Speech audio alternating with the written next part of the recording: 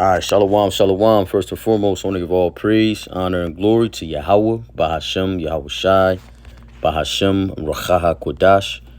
All right, double honors to the apostles and elders of Great Millstone, the GMS, who teach and rule well, and peace and salutations to the hopeful elect, pushing this gospel amongst the four winds with truth and sincerity. To you I say shalom. This is your brother Parathon with a quick lesson, current event, going into the update, slow update on Russia, tensions, Ukraine, in Babylon. All right, modern day Babylon, spiritual Egypt, which is America. Okay, land of the snakes and jakes, man. Okay, Lord willing, this lesson's edifying. All right, as you can see, these are a bunch of random articles, man, just all going into prophecy for real, man. It's just, it's unreal, as to how much things are going on right now, man. It's crazy. All right, so this was yesterday.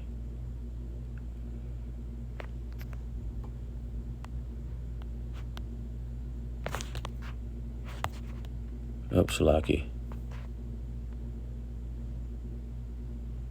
It's what I want. Bear with me, Akim.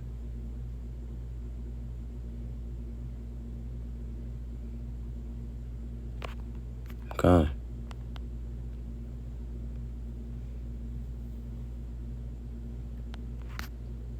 You know what, though?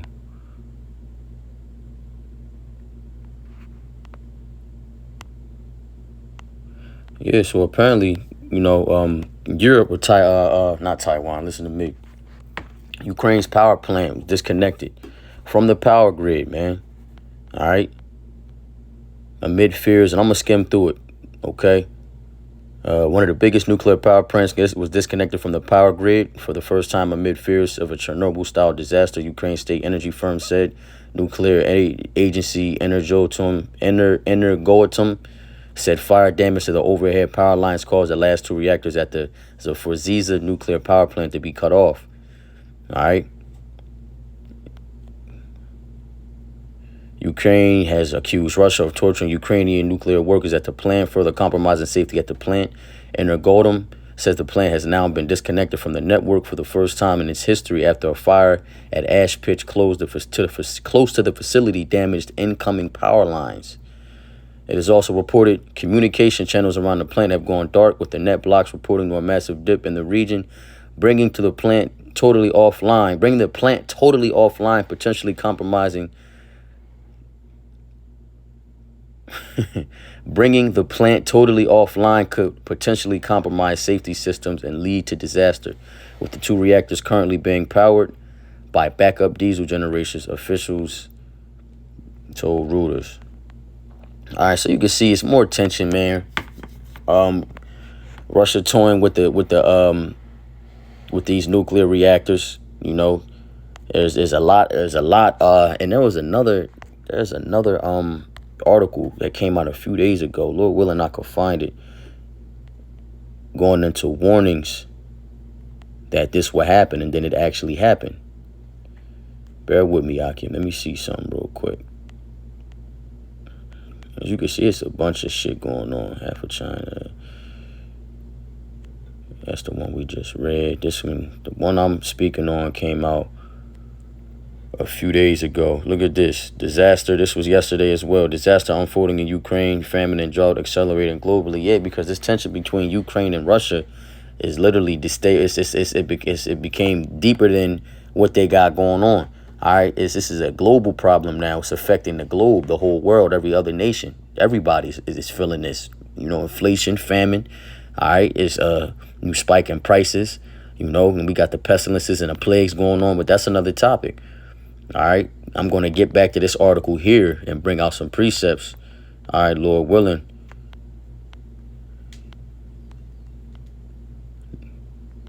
And where's this damn article at, man?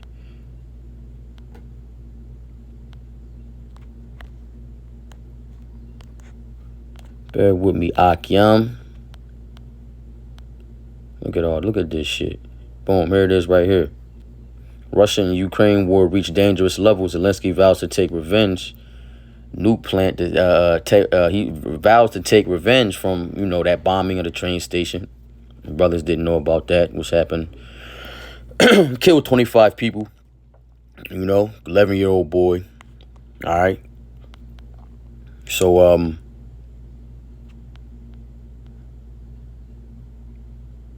let me scroll down. And as you can see, U.S. announced a major new military aid package totaling nearly $3 billion to help Ukrainian forces fight for years to come. Comes amid Western fears that Putin could begin announcing sham referendums designed to formalize its control of occupied areas as soon as this week. See, Babylon's still forking money out to a war, funding a nation that is not going to win. All right, the statistics and the size of the army of Russia, man, it's incomparable. All right, Ukraine's former member of the U.S. Soviet Union. America had no business sticking their nose. It ain't had shit to do with us, man. But you know how they do. All right. So, meanwhile, Russia is planning on disconnecting Europe's largest nuclear power plant from Ukraine's power grid in a move that would risk a catastrophic cooling system failure. The head of Kyiv's atomic energy company has warned.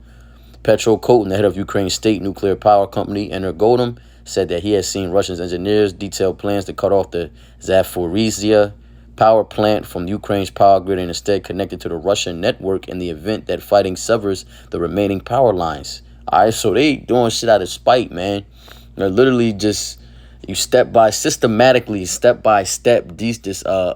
weakening Ukraine, man. There's really nothing. They're backed up against the wall, man. All right, it says Kotin fears that Vladimir Putin's men are now targeting the plant's power lines connecting it to Ukraine's grid to make that a scenario reality. And we just read in the article that came out yesterday that they disconnected the power lines, man. All right.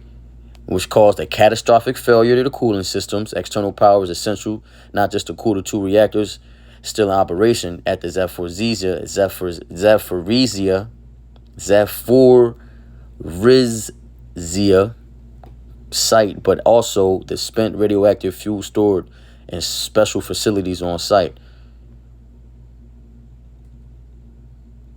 The dire warnings come as Ukrainian staff at the nuclear power plant, which has been occupied by Russian troops since March, says they are being tortured by FSB agents to prevent them from telling the UN safety inspectors about the risks at the site. See? Hey, man, it's the bear, man. Flexing his power.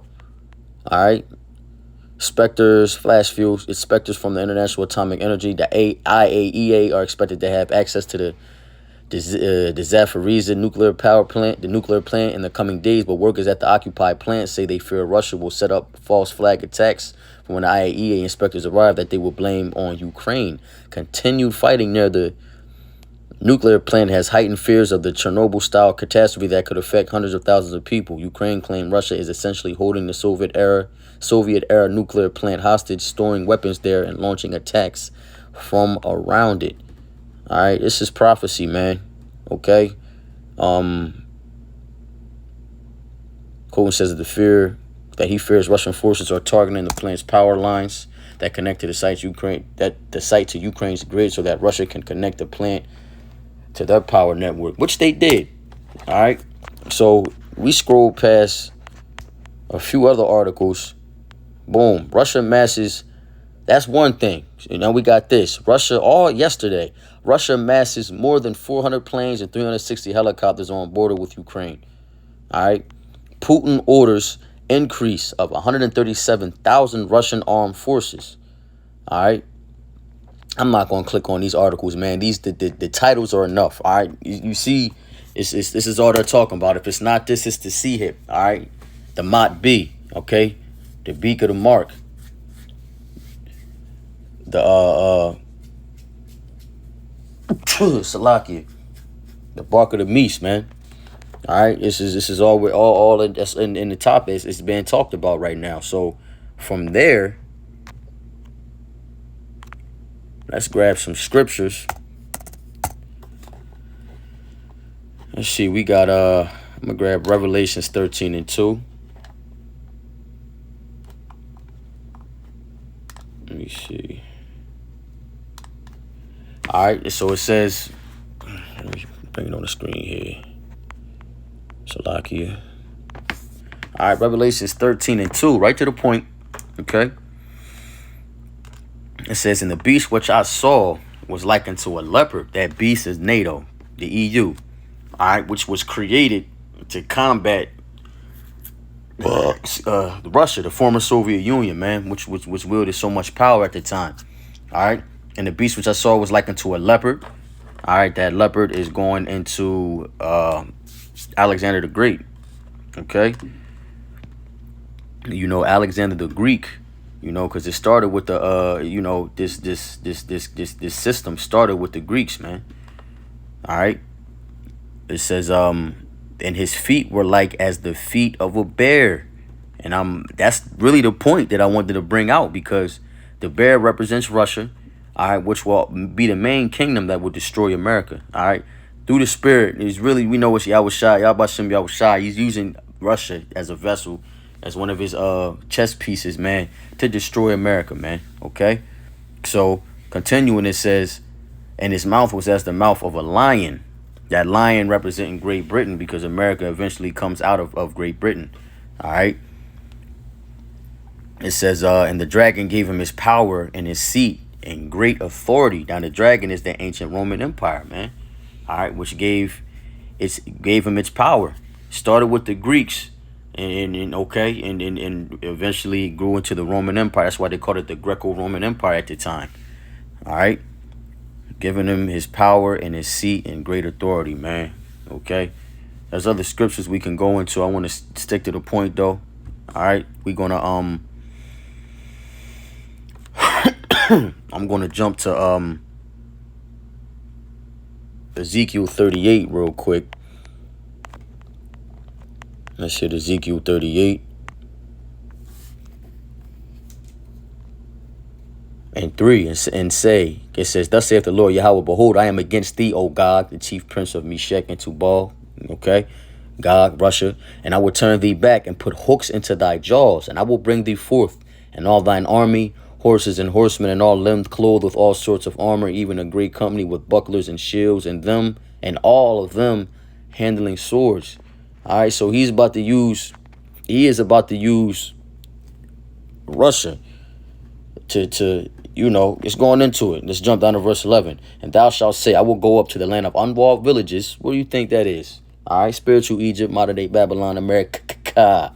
All right, "I will go to them that are at rest, that dwell safely, all of them dwelling without walls and having neither bars nor gates."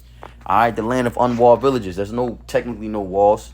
All right, this virgin daughter of Babylon, who hasn't been touched, all right, by war as up until this day. Okay, we have never had foreign troops step foot on this land. Okay, but that's all about to change soon. All right, thus saith the scriptures, man. Thus saith Yahbashim Yahushai. All right, because America's time is up. Her sins have reached into the heavens. All right, let's see. From there, let's jump to Revelations 50, Salakia, Jeremiah 50.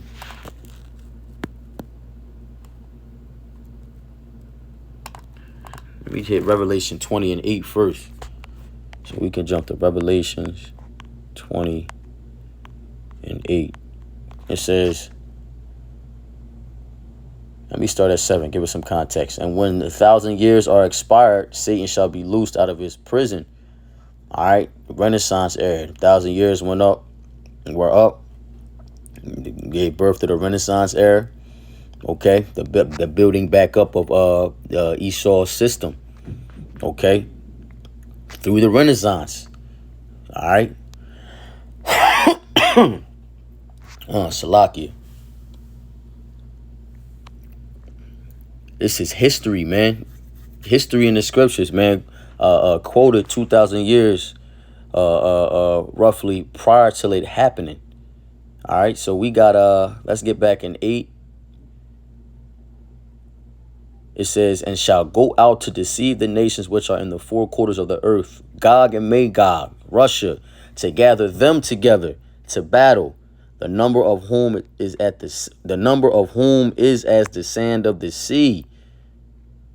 And they went up on the breadth of the earth and compassed the camp of the saints round about them, the loved city, and the fire came down out of heaven and devoured them." Salakia, the point is in 8. All right, to gather them together to battle, the number of whom is as the sand of the sea. And as we read here, all right, it's the gathering. The Lord is gathering them to battle. Russia masses more than 400 planes and 360 helicopters on the border with Ukraine. Putin orders increase of 137,000 armed forces, man. All right, he's stirring up that U.S. Soviet Union spirit, man. All right, old Mother Russia, man. Okay, it's about to get dark. All right, let me grab one more precept and I'm going to close out. I didn't want to make this a long lesson. This is Jeremiah 50:9. For lo, I will raise and cause to come up against Babylon an assembly of great nations from the north country, Russia, and they shall set themselves in array against her, America. From thence she shall be taken, and their arrow shall be as of a mighty expert man. And none shall return in vain. Them arrows going into the nukes, okay? Thermonuclear destruction. All right, going back to Revelation 13:2. All right, the feet were the feet of a bear, man. All right, because the feet. Let's go back to that real quick, and I'm gonna close out because this is all. It's poetic, man. These are all these animals are representations of history and kings and rulers. Revelations 13:2 again, and the beast which I saw like unto a leopard, and his feet were as the feet of a bear. All right. The feet of a bear symbolizes what? It symbolizes the end of a thing, man.